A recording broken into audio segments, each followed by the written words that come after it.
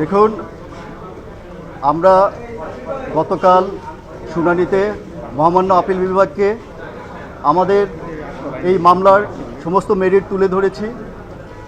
আমরা দেখিয়েছি 2000 সালে ইশরাক সাহেব একটি ইলেকশন পিটিশন ফাইল করেছেন, 2020 সালে ইলেকশন পিটিশনটি ফাইল করেছেন।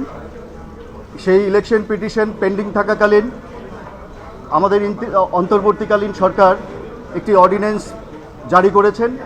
জারি করে সেই অর্ডিন্যান্সের কনসিকুয়েন্সে সকল ইলেক্টেড মেয়রকে রিমুভ করেছেন এবং নতুন করে অ্যাডমিনিস্ট্রেটর নিয়োগ করেছেন।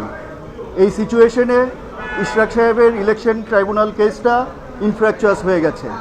তারপরেও উনি দুইজন ভুয়া লোক সাজিয়ে পাওয়ার অফ অ্যাটর্নি ব্যতীত দুইজন লোককে এনে ইলেকশন কেসটার পেয়ার সংশোধন করেছেন। সংশোধন করে উনি অবৈধ নির্বাচনটাকে উনি অবৈধ চাইলেন, সেই অবৈধ নির্বাচনের